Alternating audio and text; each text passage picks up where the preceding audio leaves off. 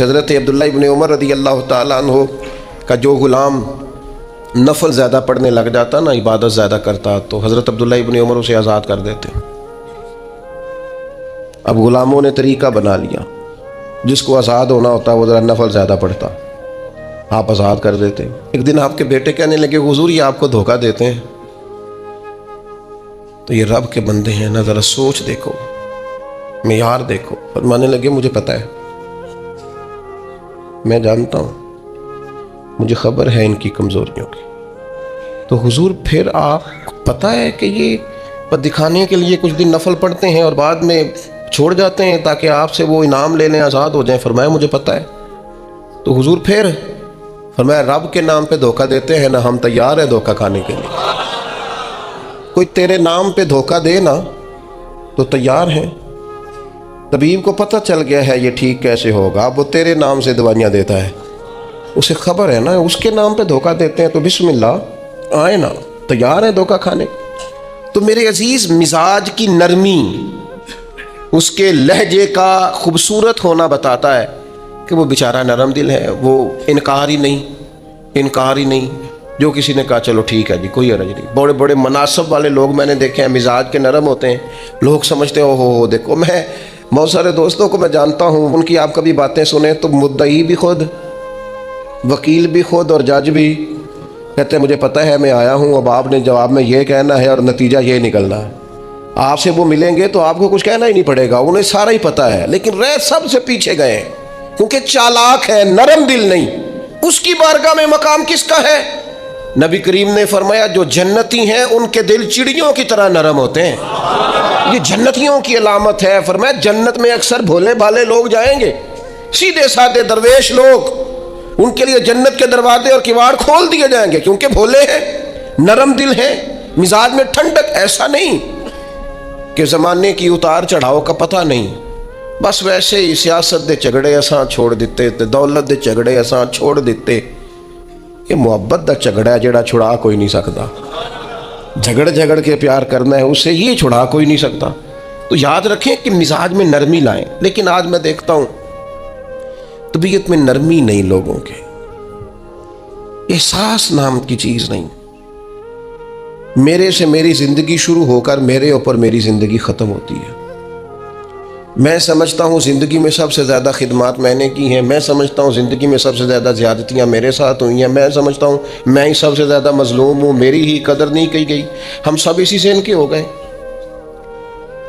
صرف ہم ہی تھے جو ٹھیک تھے، باقی جو ملا غلط ہی ملا۔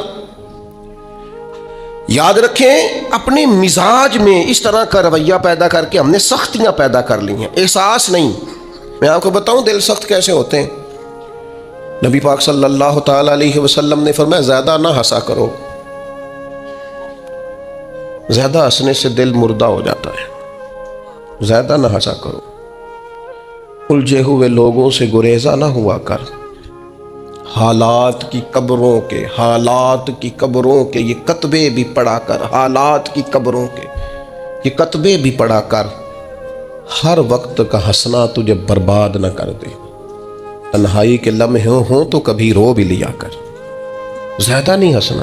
ساری قوم کو لگا نہیں دیا شغل میلے پہ، ہمارے بچے اکٹھے بیٹھ کے کیا کرتے ہیں؟ صرف ہنستے ہی تو ہیں۔ کون سی حکمت کی بات ہوتی ہے ہماری مجالس میں؟ کون سی تقوی کی بات ہوتی ہے؟ ساری زندگی شغل میلہ بنا لیا ہم نے۔ یہ دل سخت کرتا ہے ہنسنا۔ حضرت یحییٰ ابن معاذ فرماتے ہیں زیادہ روٹی نہ کھایا کرو، دل سخت ہو جائے گا، تمہاری طلب بھی صرف روٹی رہ جائے گی، کھانا ہی رہ جائے گا۔ حضرت عیسیٰ علیہ السلام فرمانے لگے زیادہ نہ بولا کرو، اپنے جملوں کو بے وقت نہ کرو، اپنے لفظوں کی قدر پہچانو۔ جو لوگ زیادہ بولتے ہیں ان کے دل سخت ہو جاتے ہیں۔ آپ کی باتیں تھوڑی ہوں، معنی خیز ہوں، حکمت امیز ہوں، تھوڑے جملے ہو، جچی تلی نپی شستہ شائستہ گفتگو ہو، وہ کیا کرے گی؟ وہ دل کو نرم کرے گی۔ لیکن بہت باتیں کرنا نتیجتاً انسان کے دل کو، یہ تو بدگمانیاں ہوتی ہیں نا، بدگمانیاں یہ دلوں کو سخت کر دیتے ہیں۔ ہم جو برا سوچتے ہیں نا، لوگوں کے بارے میں بری رائے رکھتے ہیں، تو آہستہ آہستہ ہم جس کے بارے میں برا سوچتے ہیں پھر اسے اپنا دشمن سمجھنے لگتے ہیں، ہمارا دل اس کے حق میں سخت ہونے لگتا ہے۔ حتیٰ کہ وہ آدمی مصیبت میں مشکل میں آئے تو معاذ اللہ ہمارے دل کو تسکین پہنچتی ہے کہ دیکھو نا ہمارا دشمن تھا، حالانکہ دشمن مرے تو خوشی نہ کریے، سجنا بھی تے مر جانا ہے، سجنا بھی تے مر جانا ہے، ڈیگر تے دین آیا ہے محمد، اوڑک نو ڈوب جانا ہے۔ میرے عزیز، یہ بہت بدگمانیاں، بہت ایک پڑھا لکھا نوجوان ایک دن آیا اور ایم فل کر رہا ہے بچہ، وہ اماں نے باتیں اس طرح کی بتائی ہیں کہ وہ سارا ماحول ہی گڑبڑ کر دیا۔ وہ کہنے لگی جادو کرا کرا کے، تویز کرا کرا کے ہماری چچی نے اور ہماری فلاں نے اور ہمارے فلاں نے ہمیں آگے بڑھنے ہی نہیں دیا۔ پڑھا لکھا نوجوان ہے اور وہ یہیں تک الجھا ہوا ہے۔ کیا مذاق کرتے ہیں آپ؟ اس طرح بھی ہوتا ہے، اس طرح بھی قوم میں۔ اور وہ بیچارہ، یعنی چچی کو دشمن تھوڑی نہ ہوتی، چچا باپ کی جگہ ہوتا ہے، لیکن اس کا لہجہ اتنا غلط تھا اپنی چچی کے حق میں کہ وہ اس طرح کے پڑھے لکھے نوجوانوں کو یہ جملے زیب نہیں دیتے۔ ہمارا عجیب انداز ہے، ہم نے اپنے بچوں کے ذہن پکے کر دیے ہیں، تم نے بڑا آگے جانا تھا، تویزوں کی وجہ سے پیچھے رہ گئے۔ تو یہ جو جتنے لوگ چلے گئے انگریز ٹیکنالوجی بنا گئے اور کہاں سے کہاں پہنچ گئے، ان کو تویز ہی نہیں ملا میرا خیال ہے کوئی کرانے کے لیے، وہ نکل گئے آگے اور ان کو تویز ہوتے رہے۔ کیا مطلب، آپ قوم کو کہاں کھڑا کرنا چاہتے؟ بدگمانیاں، دل سخت ایک دوسرے کے لیے۔ مہربانی کریں ذرا تھوڑا سا واپس آئیں اپنی اصل زندگی میں، جو اسلام نے سکھایا ہے اس پر غور کریں۔ یہ جو غیبت ہوتی ہے نا، چغلی سے بھی دل سخت ہوتے ہیں۔ آپ کا خیال ہوتا ہے میں نے تو کچھ بھی نہیں کیا، کسی کے خلاف تھوڑی سی بات کی ہے، وہ جس کے خلاف آپ نے تھوڑی سی بات کی ہے نا، جس کے سامنے کیا اس کا دل ہو گیا سخت، اس کے دل میں اس کے بارے میں گھٹن پیدا ہو گئی ہے، وہ کبھی نرم نہیں ہوگا۔ کیوں غیبت کو اتنا زیادہ سخت ناپسند کیا گیا؟ فرمایا غیبت کرنے والا جنت میں نہیں جائے گا۔ غیبت تو زنا سے بھی زیادہ گندی چیز کا نام ہے۔ کیوں اتنا زیادہ ناپسند کیا دین نے؟ اس لیے کیا کہ یہ دلوں کو سخت کرتی ہے، محبتوں کی مخالف ہے، انسان کی طبیعت ایک دوسرے سے دور ہو جاتی ہے۔ لیکن ہمیں تو مطلب 2 4 5 بندوں کی غیبت کریں نا تو گپ شپ کا مزہ ہی نہیں آتا۔ تھوڑا سا واپس آئیں، اپنی روحانی زندگی کی طرف آئیں، للہیت کی طرف آئیں، خیر دیکھیں، خیر کتنی ہے اس امت میں۔ غیبت کرنے سے ہمیشہ طبیعتیں سخت ہوتی ہیں، بندہ ایک دوسرے سے دور ہوتا ہے۔ اور آپ کسی کے بارے میں خیر کا جملہ کہیں، جس وقت آپ جملہ کہہ رہے ہوتے ہیں اسی وقت ہی اس بندے کی محبت دل میں جگہ پکڑ رہی ہوتی ہے، اسی وقت ہی وہ جگہ پکڑتی ہے جب آپ کسی کی تعریف کرتے ہیں، عمدہ اور خیر کے لفظ بولتے ہیں۔ اسی طرح یہ جو مال کی محبت ہے نا، ہرس، ہوس، لالچ، یہ بھی دل کو سخت کرتی ہے۔ جب لوگوں کو بندے نہ نظر آئیں، صرف پیسے نظر آئیں، پھر طبیعت سخت ہو جاتی ہے۔ مال ایک ایسی خطرناک چیز ہے، اگر یہ لالچ اختیار کر جائے، ہرس اور ہوس اختیار کر جائے، پتہ ہے حال کیا ہوتا ہے؟ ایک تو یہ ہے کہ عام چیزوں میں ملاوٹ، یہاں تک حالات خراب ہوتے ہیں کہ لوگ دوائیاں ملاوٹ والی بیچنی شروع کر دیتے ہیں۔ ان کو پتہ ہے میں زندگیوں سے کھیل رہا ہوں معاذ اللہ، لیکن وہ کتنا کچھ سخت آدمی ہے، اس کا دل کتنا کچھ سخت ہے کہ وہ لوگوں کی صحت سے کھیل کر مال کما رہا۔ آخر وہ اپنے ضمیر کی عدالت میں تو کھڑا ہوتا ہوگا نا، رات کو اسے نیند بھی تو آتی ہوگی نا، وہ کبھی اللہ اکبر کہہ کے نیت باندھ کے رب کی بارگاہ میں بھی تو کھڑا ہوتا ہوگا۔ کیسے جواب دے گا اللہ کے حضور؟ اپنے آپ کو کیسے مطمئن کرے گا؟ اتنا سخت ہو گیا ہے کہ لوگوں کی زندگیوں سے کھیلنے لگا ہے، مال کی محبت میں، ہرس میں، ہوس میں، اتنا دل سخت ہو گیا۔ یہ چیز سخت کرتی ہے دل کو۔ اس لیے ہمارے بزرگوں نے لکھا ہے کہ کچھ نہ کچھ پیسے کبھی کبھی چھوڑ بھی دینے چاہیے، کہنا چاہیے بس بھئی آج اتنی کمائی ہو گئی کافی، بھئی ابھی تو 2 گھنٹے بچے ہیں، تو اس نے کہا یہ جو 2 گھنٹے بچے ہیں یہ قرآن پڑھوں گا اور مدینے والے محبوب پہ درود و سلام پڑھوں گا۔ صدقہ کیوں رکھا تھا شریعت نے؟ زکوٰۃ کیوں رکھی تھی؟ اللہ کے بندے ہیں، اللہ اپنے بندوں کی اپنے فضل سے ان کو رزق دیتا ہے، لیکن کیوں رکھا تھا صدقہ؟ کہ یہ مال نکل کے ذرا باہر جائے، تاکہ یہ جگہ نہ پکڑے دل میں، تاکہ دوسروں کے حق میں طبیعت نرم ہو۔ لیکن آپ دیکھ لیں، جہاں جہاں مال کی محبت آئی ہے، جہاں جہاں مال کا پیار آیا، وہاں حالات اور سے اور ہو گئے، خراب سے خراب ہو گئے، بد سے بدتر ہو گئے۔ اور پھر ہمارے بزرگوں نے لکھا کہ یہ جو اقتدار ہوتا ہے اس میں بھی بہت سخت ہو جاتے ہیں لوگ۔ چلے دعا مانگنے لگا ہوں، آمین کہنا، اللہ کرے میری قوم جاگ جائے، آمین تو کہتے ہیں۔ میں پہلے بھی کہتا رہتا ہوں، پھر کہہ رہا ہوں، کبھی آپ سوچیں گے، ایک وقت آئے گا کہ سوچیں گے بھلا ہم کیا کہا کرتے تھے۔ ہم اس دور میں تبلیغ کر رہے ہیں جس دور میں سوتوں کو نہیں جگانا پڑتا، ہماری مشکل یہ ہے کہ ہمیں جاگتوں کو جگانا پڑتا ہے، جاگتے لوگوں کو جنہیں سارا پتہ ہے، شعور ہے، عقل ہے، ان کو جگانا پڑ رہا ہے، ہم زیادہ مشکل میں۔ میرے عزیز، اقتدار کی جنگ لوگوں کو سخت کر دیتی ہے، یہ یاد رکھنا۔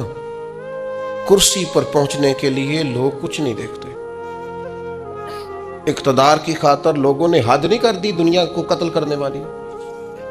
بم مارتے وقت سوچا کبھی انہوں نے کہ کتنی ماؤں کی گود اجڑے گی، کتنے بچے یتیم ہوں گے، کتنی عورتوں کا سہاگ اجڑے گا؟ انہیں غرض نہیں تھی، وہ تہ و بالا کرتے گئے بستیوں کو، اجاڑتے گئے آبادیوں کو۔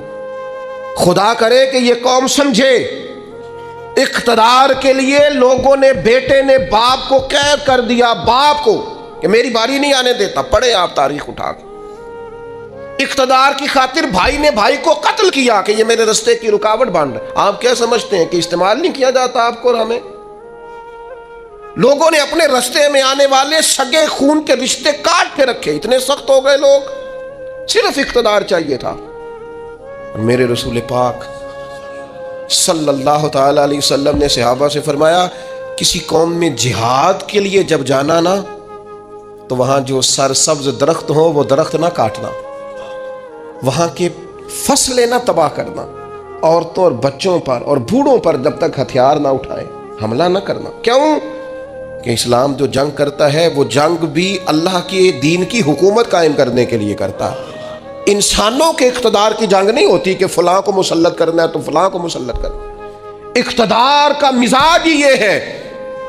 حکومت ہی کر رہا تھا نا ہلاکو خان، ایک کرسی چاہیے تھی نا، تو دجلہ کی نہر کا اس نے یہ حال کر دیا تھا کہ لوگ جو وہاں جاتے تھے وہ کہتے تھے ہمیں لگتا تھا یہ پانی نہیں بہتا، خون بہتا ہے دریائے دجلہ، خون ہی خون، دریا اور نہر خون سے بھر گئی۔ اور انسان کی کھوپڑیاں کاٹ کے، یہ ہم نے بھی یہاں مینار بنایا ہے، تو ایک ترتیب ہے کہ اتنا اونچا مینار چلا گیا، انسانوں کی کھوپڑیاں کاٹ کے اس نے کہا ان کا مینار بناؤ۔ کیوں؟ مجھے حکومت کرنی ہے۔ لوگوں کے دلوں میں روب ڈلے گا، نہ سمجھ آئے تمہیں، اور ابھی بھی خبر نہ پتا چلے کہ لوگ اقتدار کے لیے کیا کرتے ہیں۔ آؤ پھر تمہیں دمشق کے بازار میں لے چلوں، حسین ابن علی کا سر نور۔ آج اگر سب کو پتا ہے کہ یہ جنتی جوانوں کے سردار ہیں، تو شمر کو نہیں پتا تھا، عبید اللہ ابن زیاد کو نہیں پتا تھا، یزید کو نہیں پتا تھا، لیکن حسین ابن علی کا سر انور نیزے کی نوک پہ چڑھ گیا اور دمشق کی گلیوں میں وہ پھیرایا گیا۔ کیا چاہیے تمہیں؟ تم نے اولاد رسول ہی ساری شہید کر دی، حضور کے جگر پارے تڑپا دیے، آخر کیا چاہیے تھا؟ تو پلٹ کے دیکھ لو تو جنگ کرسیوں کی نکلی۔ کسی کو کوفے کی گورنری چاہیے تھی، کسی کو رے کی حکومت چاہیے تھی، کسی کو حمص کا صوبہ چاہیے تھا، کسی کو دمشق کی حکومت چاہیے تھی، کوئی پورا اقتدار چاہتا تھا۔ اقتدار کے اس نشے میں تو رسول اللہ کی اولاد آئے تو لوگ نہیں دیکھتے، تو تیرے میرے بچوں کو دیکھیں گے، ہماری اولادوں کو دیکھیں گے۔ پتہ نہیں کب شعور کی آنکھیں کھولو گے، پتہ نہیں کب سوچو گے، کب سمجھو گے، کس وقت چیزوں پر غور کرو گے۔ اقتدار کی جنگ میں تو وہ لوگ آئے نا جو رسول اللہ کے کندھوں پہ نظر آتے تھے، تو لوگ انہیں بھی نیزوں کی نوک پہ کھڑا کر دیتے، اتنے سخت ہو جاتے۔ خدا را مزاج سمجھو، مزاج کیا ہے۔ لیکن وہ ہم پتہ نہیں کس خواب غفلت کا شکار ہیں۔ اللہ جانے کہاں جا کے آنکھ کھلے گی، اللہ جانے کہاں جا کے ہوش آئے گی، کہاں جا کے سمجھ آئے گی۔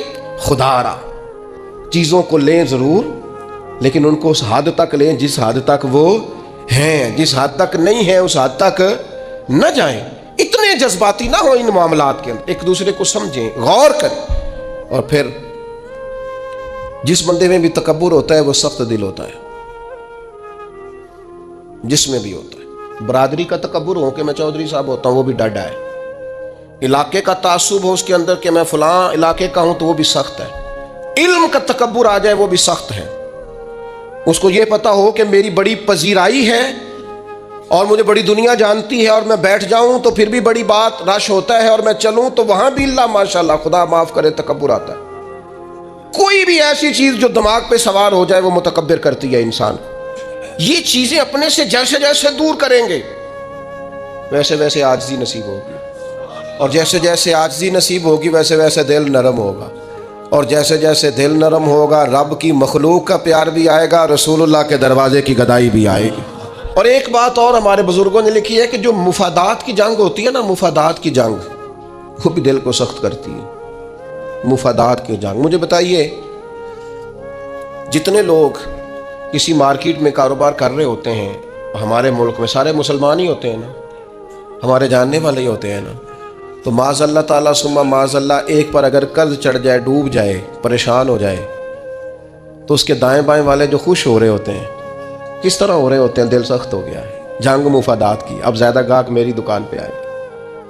مفادات کی جنگ طبیعت کو سخت کرتی ہے۔ جہاں جہاں بھی انسان کا مفاد وابستہ ہوتا ہے، وہاں میں عرب شریف میں تھا، ایک دوست مسجد نبی شریف میں ملے اور بڑے درد سے روئے، بڑی تکلیف میں تھے۔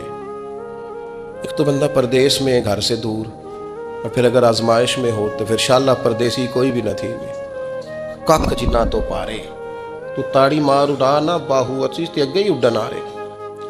وہ کہنے لگے ہمارا سپروائزر لاہور کا ہے، پاکستانی ہے، مسلمان ہے، اپنا ہے، اور جس شخص کے پاس ہم کام کرتے ہیں وہ صرف اپنے آپ کو گڈ بک میں رکھنے کے لیے نا ہماری غیبتیں کرتا ہے۔ وہ جب کہتا ہے نا یہ 10-15 لوگ تیرے وفادار نہیں، تو اب جو مالک ہے عربی اس کی نظر میں وہ بھلا ہو جاتا ہے، کہتا ہے کچھ بھی ایسا نہیں ہے، لیکن یعنی اس کو ضرورت بھی نہیں۔ ہم مزدوری کا کام کرتے ہیں، وہ ظاہر آفیسر ہے ہمارا، اس نے وہ مزدوری نہیں کرنی، وہ کیا کرتا ہے، وہ صرف اس کی گڈ بک میں نا اپنا تھوڑا سا نفع لینے کے لیے وہ سب مزدوروں کے ساتھ زیادتی کرواتا ہے۔ وہ کہتا ہے ایسے لوگ بھی تھے جو بیچارے گھر سے اپنا پلاٹ بیچ کے آئے، لیکن ان کی نظر ہو گئے، واپس جانا پڑا۔